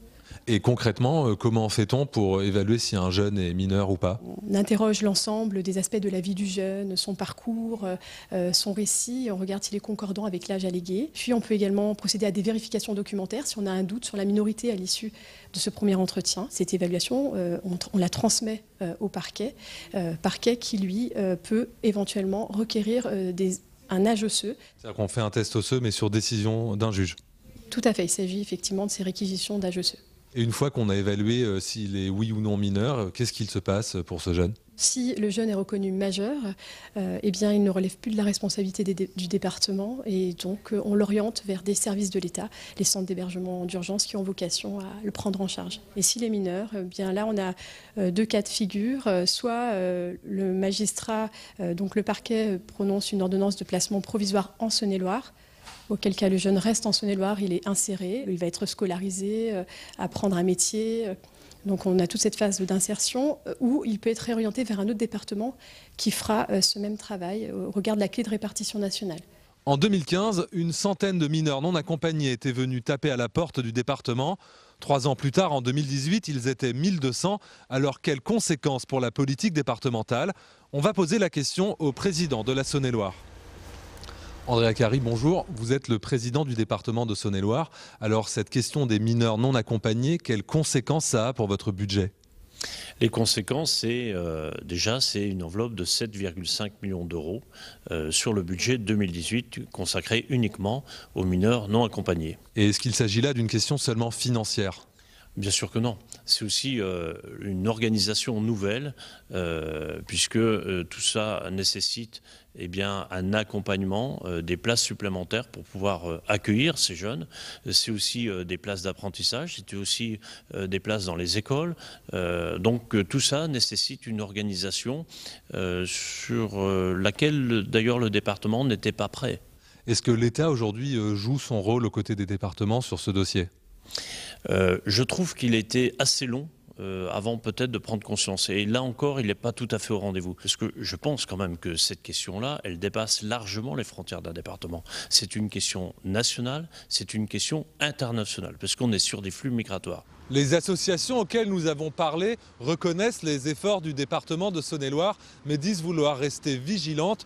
Selon elles, il y a eu des cas de non mise à l'abri. Ce sont elles aussi qui sont souvent les seules à venir en aide à ceux qui ont 18 ans, qui ne relèvent donc pas de la responsabilité du département et qui se retrouvent à la rue. Et on va débuter le débat du club. Bonjour messieurs. Bonjour, sur cette question des mineurs non accompagnés, c'est une charge, il faut le dire, pour les départements. On le disait, 2 milliards d'euros de reste à charge. Mais on entendait Andrea Cari dire ce n'est pas seulement une charge financière, c'est aussi toute une question, toute une organisation à gérer, Guillaume Doyen, pour ces départements. Oui, ils sont maintenant 40 000, ces mineurs non accompagnés. Les départements doivent effectivement financer leur protection, leur mise à l'abri, leur éducation. Et pas seulement, ils doivent recruter des personnels pour s'en occuper, des personnels spécialisés. Et ça, le recrutement, c'est long, c'est compliqué. Et on ne trouve pas comme ça facilement des éducateurs spécialisés. Donc ils ont face à eux, si vous voulez, un certain nombre de difficultés qui, anciennement, avant que ces flux migratoires n'arrivent en France, étaient encore solubles. Ça n'est plus le cas aujourd'hui. Ils n'y arrivent plus. Et Pascal Jalabert, on le voit dans le reportage, la première difficulté pour les départements, c'est de voir la minorité réelle finalement de ces mineurs non accompagnés. Entre 60 et 65% des mineurs qui se présentent au service d'aide sociale des départements ne sont pas des mineurs. Donc c'est énorme, c'est-à-dire qu'il y en a 100, à peu près sur 120 000, il y en a 80 000 qui ne sont pas des mineurs. Ce que vous disent les présidents de conseils départementaux quand vous discutez avec eux, c'est qu'il y a quand même des réseaux de passeurs très organisés, puisque on les pose quasiment devant le bureau, on leur donne les coordonnées de la personne à voir, le numéro de téléphone. Il s'agit surtout de jeunes garçons issus d'Afrique subsaharienne. Alors Dominique Bussereau nous disait que cette année, le flux risque d'être moins important qu'en 2019, parce qu'il y a désormais un fichier qui permet de ne pas se présenter dans plusieurs départements différents. L'autre point qu'il soulignait, c'est que ces jeunes sont quand même des jeunes plutôt pas trop mal formés au départ par les écoles dans leur pays et qui ont une envie quand même de s'intégrer. Donc ils sont souvent dans des CFA, dans des centres, dans des écoles où ils apprennent des métiers. Donc de ce côté-là, les départements font un vrai effort. Du coup, ça devient un peu plus gérable, mais c'est vrai qu'il y a la masse et puis les fameux 2 milliards. Stéphane Robert, on l'entendait dans le reportage, mais tous les présidents de départements le disent, l'État n'est pas au rendez-vous pour aider les départements sur ce sujet. Non, on dit qu'il n'y a pas qu'une question d'argent, c'est quand même essentiellement une question d'argent, puisque l'État compense, je crois que c'est à hauteur de 140 millions d'euros, quelque chose comme ça, sur les 2 milliards. Et la part la plus importante prise en charge est par les départements. Et c'est très compliqué. Ça a augmenté de ces 4-5 dernières années. Les départements alertent sur cette question. L'État régulièrement. Là, on a encore vu la semaine dernière Édouard Philippe qui dit on va trouver dans les semaines qui viennent des solutions, on va proposer des solutions. Enfin, ça fait 5 ans que l'État dit ça, qu'on va trouver des solutions. Et puis les solutions, elles sont essentiellement est-ce qu'on dessert ou pas un peu les cordons de la bourse. En l'occurrence, pour l'instant, Ça n'est pas le cas. Alors, il y a d'autres sujets qui fâchent les départements qui débutent leur congrès ce soir. Guillaume Doyen, parmi les sujets de fâcherie, il y a la réforme de la fiscalité locale. Pour compenser la suppression de la taxe d'habitation, eh bien, le gouvernement enlève le foncier bâti au département pour le donner aux communes. Dominique Bussereau parle de hold-up. Il a raison. Non, il n'a pas raison. Il va percevoir à la place une fraction de la TVA, dont il dit que ça n'est pas une ressource parfaitement pérenne, mais enfin, elle peut baisser, ça arrive. Mais bon, le foncier bâti est plus stable quand même, c'est sûr. Et en plus, il a le levier dessus. Mais de là à parler de hold-up, non, ça me paraît un peu exagéré pour vous. Oui. Alors, on va voir que la réforme de la fiscalité locale, on va continuer à en parler parce qu'elle fâche les départements, mais elle fâche aussi les communes qui protestent contre la suppression de la taxe d'habitation. Ça met à mal leur autonomie, disent-elles. François Baroin, hier, dans une conférence de presse, a dit que cette réforme était une très mauvaise réforme. Et Sébastien Lecornu, le ministre des collectivités territoriales, était sur notre plateau il y a quelques minutes. Il lui a répondu, regardez. Je ne peux pas être d'accord avec lui. Bon, déjà, il y a des gouvernements qui augmentent les impôts et il y a des gouvernements qui les baissent. François Baroin a participé à des gouvernements qui les a parfois augmentés. Moi, je suis content de participer à un gouvernement qui les baisse. Je pense qu'il faut le dire. La deuxième des choses, l'argent des uns, l'argent des autres, pardon, mais c'est pas du tout notre culture et notre histoire. Il y a une seule personne, c'est le citoyen contribuable. Donc, penser qu'il y aurait la poche pour l'État, la poche pour les collectivités, puis la poche pour l'hôpital, c'est une vision du contribuable et du citoyen contribuable que je ne partage pas. Stéphane Robert, qui a raison, Sébastien Lecornu, François Baroin? Si vous voulez, c'est toujours la même question. On a sur cette question de la fiscalité locale une transformation profonde qui est en train de se faire. Bon, vous l'avez dit assez régulièrement sur cette antenne-là. Le problème essentiel dans cette histoire-là, c'est qu'on enlève aux responsables des collectivités locales, aux maires notamment, potentiellement les moyens de monter ou de baisser les taux. C'est-à-dire d'être maître de leur budget et de l'augmentation ou de la stagnation de leur budget. Là, l'État prend la main, finalement, et décide que les collectivités locales ne peuvent pas faire ce qu'elles veulent en termes de politique publique au niveau local. C'est ça, essentiellement, le problème. Et c'est qu'elles ont l'impression d'être dépossédées d'une partie de leur pouvoir. Le problème essentiel, il est là. Je pense que c'est là où est le hiatus entre les...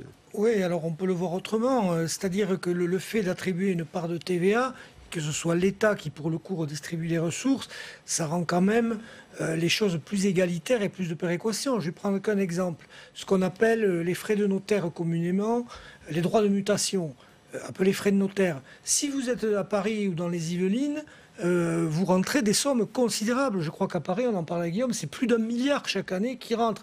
Si vous êtes dans des départements plus défavorisés, je ne vais pas en citer, mais on voit très bien lesquels il s'agit, ça rentre pas beaucoup d'argent. Donc du coup, avec quand même une péréquation de l'État, ça permet, oui, de donner un peu plus aux territoires défavorisés.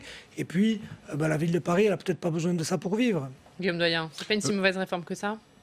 En fait, elle est inaboutie, parce que la question qui se pose derrière ça, c'est est-ce que les ressources des collectivités doivent être entièrement assurées par les dotations de l'État, qui seraient péréquées, comme ils disent, totalement, ou bien est-ce qu'il faut encore une partie de fiscalité locale qui, par nature, est injuste, peut-être pour le contributeur, mais également par rapport au territoire, puisque ça dépend effectivement de la capacité dite contributive des acteurs de votre territoire.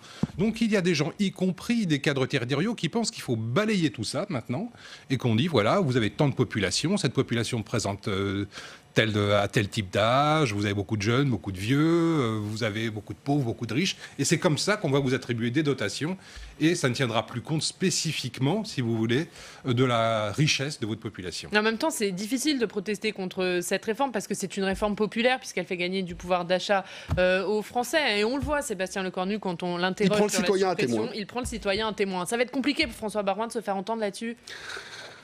Évidemment. Oui, évidemment, puisque ce gouvernement montre des signes finalement qu'il a l'intention de tenir les cordons de la bourse à tout prix, quelles que soient les récriminations des élus en face. Donc évidemment, ce sera compliqué, ça va nécessiter beaucoup de discussions, ça va être long et difficile. Oui, les paroles de Sébastien Lecornu sont celles du président de la République. Il y a un édifice public, un seul, il y a l'État dedans, il y a les collectivités, mais vous en faites partie. N'espérez pas pouvoir dire il y a l'argent des collectivités et il y a l'argent de l'État, c'est le même argent. Pascal Jalabert, un dernier mot sur ce sujet. Oui, un dernier mot. Donc l'autonomie, c'est vrai que les collectivités locales, les élus locaux tiennent à leur autonomie financière. Mais c'est plus facile, encore une fois, je le redis, d'être autonome financièrement quand vous êtes dans une région riche, dans une commune riche, que quand vous êtes dans un parent défavorisé. Regardons en banlieue parisienne ce qui se passe entre la Seine-Saint-Denis et Paris. Ben oui, les collèges n'ont pas les mêmes moyens. Allez, on va passer à la revue de la presse quotidienne régionale. C'est avec vous, Quentin. C'est parti.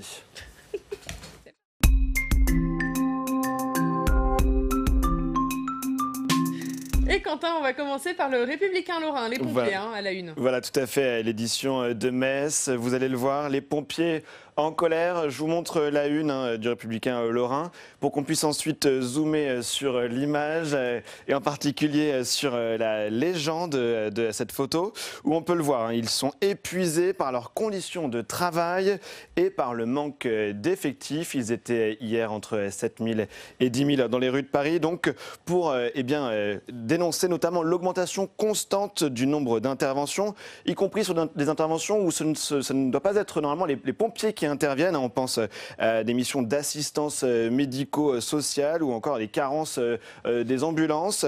Les syndicats qui réclament également une revalorisation de la prime de feu, 28% du salaire de base contre 19% actuellement.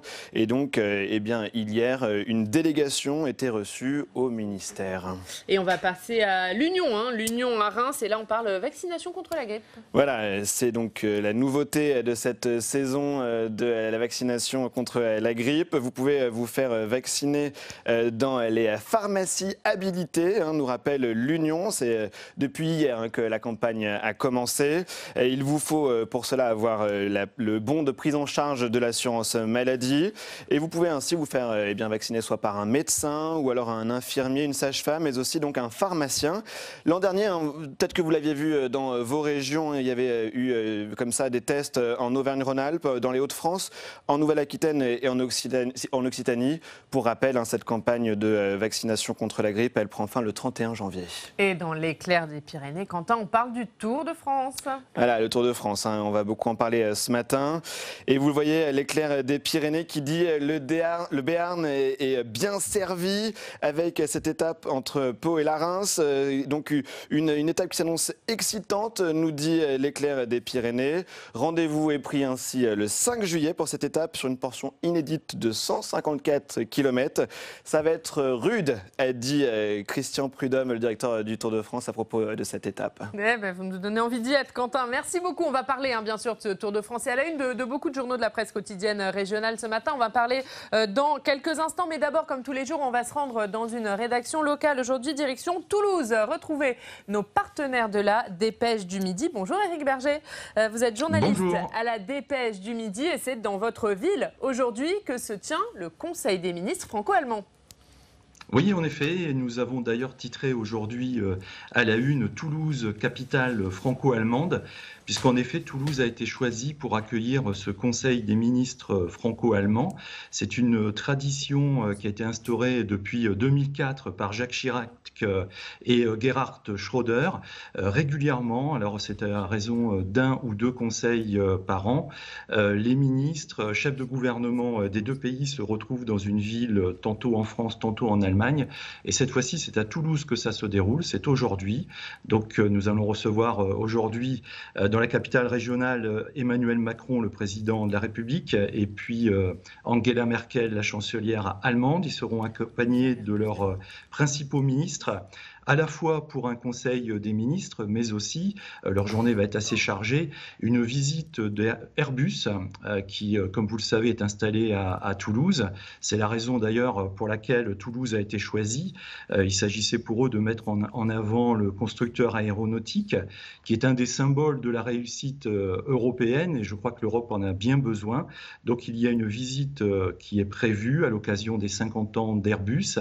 Ils vont rencontrer notamment des apprentis, des jeunes élèves qui sont en formation pour les métiers de l'aéronautique, et il sera également question lors du Conseil des ministres des divers sujets d'actualité du moment et notamment de l'offensive turque en Syrie. Ça sera certainement un des sujets qui sera à l'ordre du jour de ce Conseil des ministres. Et ce sera donc à suivre cet après-midi, ce Conseil des ministres franco-allemand, à la une donc de la Dépêche du Midi. Mais dans votre journal, Éric Berger, il y a également une interview du président catalan. Oui, en effet, nous avons une interview que nous a accordée hier à notre correspondant à Barcelone de la Dépêche du Midi, de Quim Torra, le président catalan, qui revient sur les lourdes condamnations dont ont été l'objet les 9 dirigeants indépendantistes lundi catalans, qui ont été condamnés à des peines de prison assez lourdes pour tout le processus vers l'indépendance qui a été réalisé il y a quelques mois. Ils ont été condamnés à des peines de prison allant jusqu'à 13 ans de prison. Et le président catalan est revenu sur cette condamnation, sur les manifestations qui se déroulent actuellement en Catalogne. Et il s'est indigné de la décision de la justice espagnole. Merci beaucoup, merci Éric Berger d'avoir été avec nous ce matin. Tout ça, c'est donc à lire dans la Dépêche du Midi. On remonte la une. Toulouse, capitale franco-allemande, puisque c'est donc chez vous que se tient cet après-midi ce Conseil des ministres franco-allemand. Merci Éric Berger d'avoir été en direct avec nous depuis Toulouse. Avant de parler du Tour de France, on va aller avec nos partenaires des télés locales en Touraine. Adieu la Chine, bonjour la Touraine. Face à des taxes d'importation trop élevées, une entreprise tourangère qui s'appelle Starway a décidé de relocaliser son activité en France. Ce fabricant de vélos a donc rapatrié il y a quelques mois sa production à Tours et elle a même fait le choix de l'inclusion en faisant désormais travailler des personnes en situation de handicap. Regardez ce reportage de Romain Delville pour nos partenaires de TV Tours. Dans le grand atelier de l'ESAT de l'Association des paralysés de France à Notre-Dame-d'Oé, ils sont une quinzaine de travailleurs handicapés à assembler les vélos électriques de la marque tourangelle Starway. Par exemple, Damien, Vincent, Caroline et Amandine tournent pour monter les garde-boue, les roues et la selle de chaque vélo. J'aime beaucoup ce genre de travail. Ouais. Pourquoi ? En fait, on ne fait pas les mêmes choses que d'habitude. Depuis janvier, c'est en Touraine et non plus en Chine que sont assemblés les vélos. Les salariés ont été sélectionnés, formés pour acquérir la technicité. Starway et les AT, eux, ont adapté la chaîne de montage. Le séquençage du montage est quelque chose d'assez complexe à répartir et à faire assimiler aux différentes personnes en situation de handicap. Sur ce montage donc de vélo, on voit des personnes en station debout avec des sélections d'outils bien spécifiques. Les cadres continuent de provenir de Chine et Starway entend bien surfer sur la vague du vélo à assistance électrique en France. Aujourd'hui, le sous-traitant oésien sort 200 vélos par mois, 2000 par an. La marque vise le % de part de marché français en 2020, c'est-à-dire 4000 vélos. Elle compte collaborer avec un ESAT breton pour atteindre cet objectif. Si on compare le prix qui est donné ici sur chaque vélo, c'est exactement le prix que l'on paierait sur un assemblage plus la logistique au Portugal. Donc c'est pas... le vélo électrique nous permet d'avoir des marges correctes et de payer correctement les assembleurs. Et puis fabriquer des vélos là où ils sont vendus, ça donne quelque chose en plus à ceux qui les assemblent. Ça m'est déjà arrivé dans Tours de voir notre produit fini exactement ce qu'on fait dans le ESAT. Et pour moi, c'est gratifiant de voir qu'on a bien travaillé et que ça fonctionne. Donc moi, je suis heureux de voir que ça se passe comme ça et c'est chouette. Si l'expérience est concluante, Starway pourrait confier à l'ESAT de Notre-Dame-d'Oé de l'assemblage complémentaire, en amont de la fabrication actuelle. Guillaume Doyen, on parle beaucoup de ces entreprises qui délocalisent. C'est bien aussi de voir qu'il y en a qui font le choix inverse et qui relocalisent en France. Ouais, la réindustrialisation de la France, c'est un point absolument essentiel pour le gouvernement qui y consacre quand même pas mal d'efforts, qui a lancé un concours, il me semble, territoire d'innovation, qui pousse vraiment toutes les régions, tous les départements, toutes les communautés de communes à s'investir, à faire des propositions. Il y a là, en matière d'aménagement du territoire, quelque chose qui me semble particulièrement essentiel. Oui, on avait un peu oublié quelque chose en France, hein, c'est que notre modèle industriel s'est construit, entre guillemets, par des usines à la campagne. Et là, c'est vrai qu'il y a urgence à remettre de l'activité dans les territoires. Alors, je crois que la Caisse des dépôts, via BPI France, y travaille, que le gouvernement y travaille. Donc, ce sont plutôt des bonnes nouvelles. Après, attention, on a quand même un tissu industriel qui reste ancien et qu'il est urgent de remoderniser, de revitaliser pour tous ces territoires. Je crois qu'il serait dangereux de continuer à vouloir mettre les usines près des villes. C'est ce qu'on a vu d'ailleurs à Rouen. Les villes ont déjà les services. Je crois qu'il faut remettre l'industrie dans des territoires plus ruraux, dans des territoires à la tradition industrielle, notamment dans le nord et l'est. Et peut-être qu'on améliorera beaucoup de choses en termes d'emploi et de dimension sociale. Et c'est important aussi. Allez, on va finir en parlant du Tour de France. Je sais que vous l'attendez tous, particulièrement vous, Quentin Calmet. Hier, Christian Prudhomme, je vais y arriver, a dévoilé le parcours de ce Tour de France 2020. C'est un parcours attendu par les coureurs, certes, mais pas seulement. Il est aussi très attendu par les élus, parce que c'est un enjeu pour les territoires et pour les élus. Tous espèrent bien sûr voir passer la grande boucle chez eux. Ils étaient d'ailleurs très nombreux, ces élus. Hier, lors de la révélation du parcours du Tour de France, Cécile Cixous était parmi eux. On regarde. Peut-être 30, oui, peut-être plus que ça, 33 ans peut-être. Oui. 33 ans qu'on n'avait pas vu passer dans le coin. Ces élus du département du Gard ont fait leurs calculs. Le Tour de France n'est pas passé dans leur coin depuis 33 ans. Comme une centaine d'élus, ils ont été invités par l'organisation du Tour de France 2020 au Palais des Congrès à Paris pour découvrir le nouveau parcours. Dans 1 heure, ils sauront si leur territoire a été choisi. On croise les doigts, oui, pour qu'ils passent, et on y croit. Nous, au niveau touristique, c'est quand même important, parce que les Cévennes vues d'hélicoptère, c'est magnifique. D'autres élus, comme ceux du territoire de Grenoble, sont des habitués. Le Tour de France passe chez eux 1 fois tous les 2 ans. Chaque année, le président de la métropole grenobloise présente sa candidature avec un projet, une lettre de motivation, mais il met aussi 80 000 € sur la table. Oui, c'est une contribution, mais qui est sans commune mesure par rapport aux retombées qu'on peut avoir sur le territoire. Donc c'est un vrai investissement pour le territoire. Les retombées d'un tel événement sont énormes, en fait, à la fois en matière hôtelière, en matière touristique, pour les commerçants, pour tout simplement l'hôtellerie grenobloise, mais c'est aussi des images de notre territoire, la mise en valeur de notre territoire. Donc pour nous, c'est très très important, évidemment, en termes de retombées d'image. Direction le grand auditorium pour les élus du Gard. Bonjour Daniel. Ça va bien ? Ça va et toi ? Ouais, écoute, on va pas le point du Gard. C'est le grand moment, on va voir où passent les cyclistes. Il est maintenant midi et 17 minutes. La route des cyclistes partira cette année de Nice. Mon parcours de la 107e édition du Tour de France. Et avec 21 étapes, le tracé passera bien par le Mont-Égual, sur le territoire de nos élus du Gard.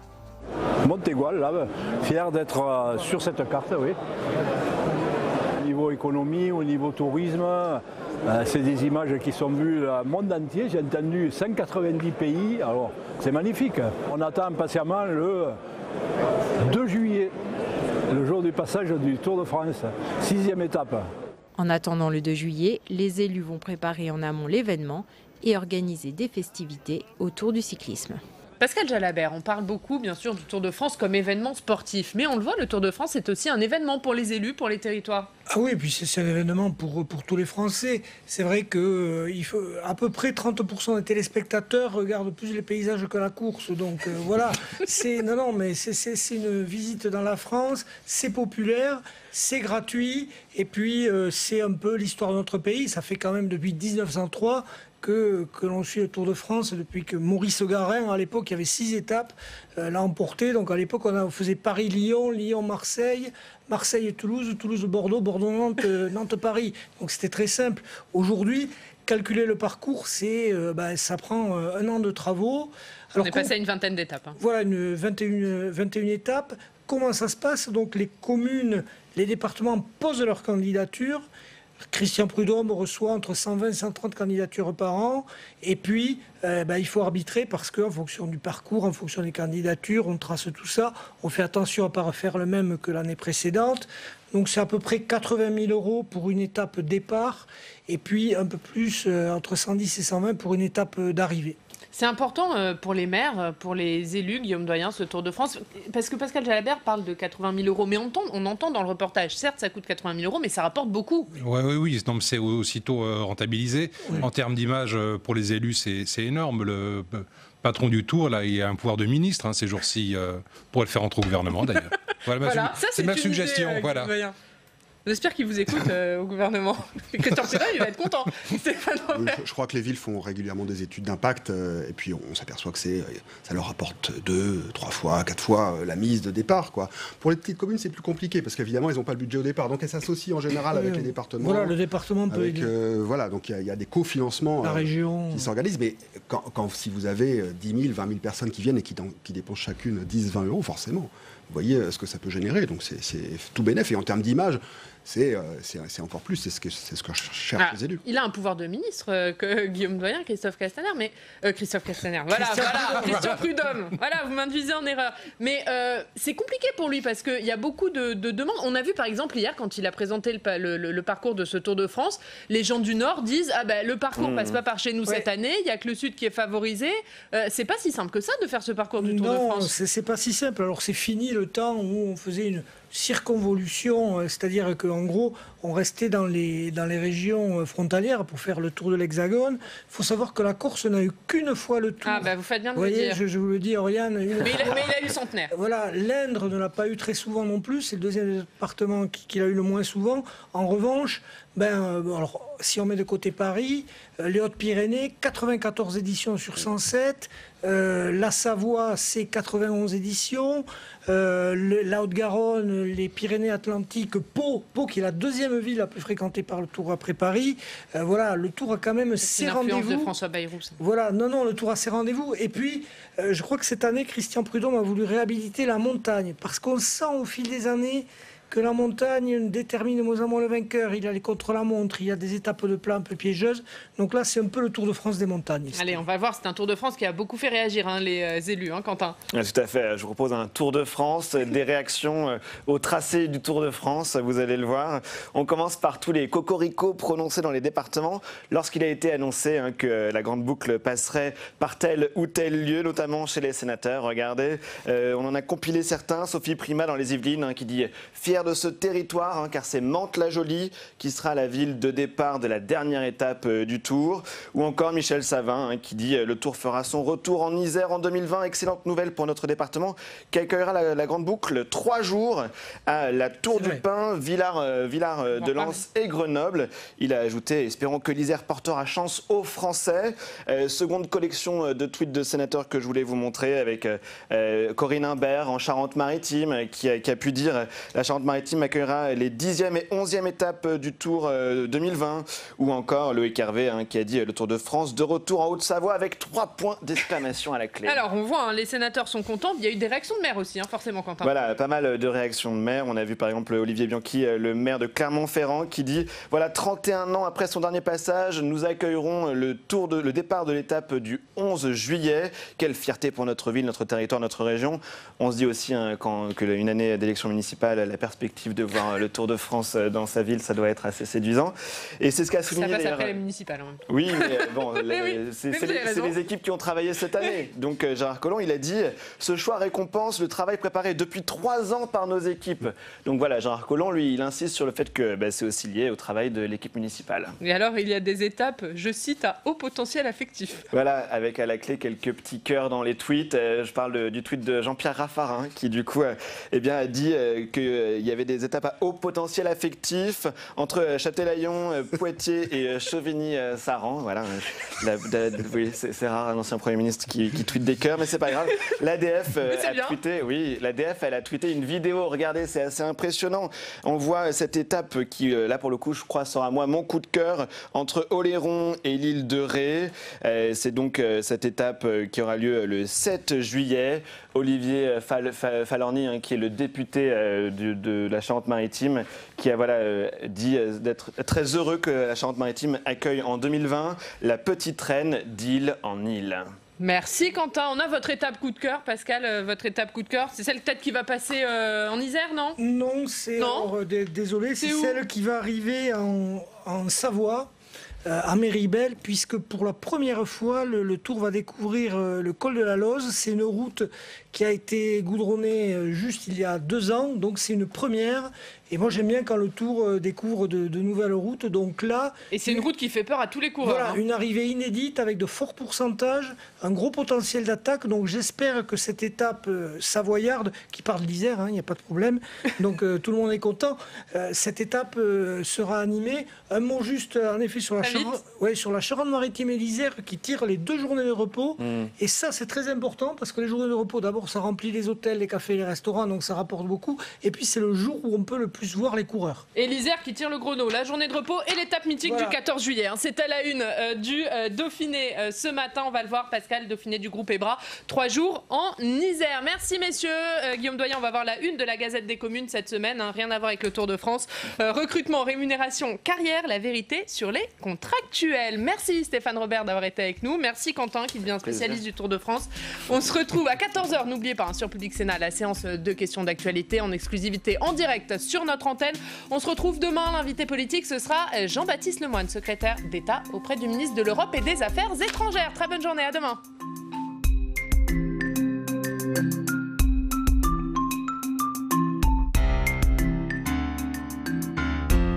Public Sénat, en partenariat avec la presse quotidienne régionale et les télévisions locales, et avec le soutien de la Mutuelle nationale territoriale, la mutuelle des agents des services publics locaux, vous a présenté le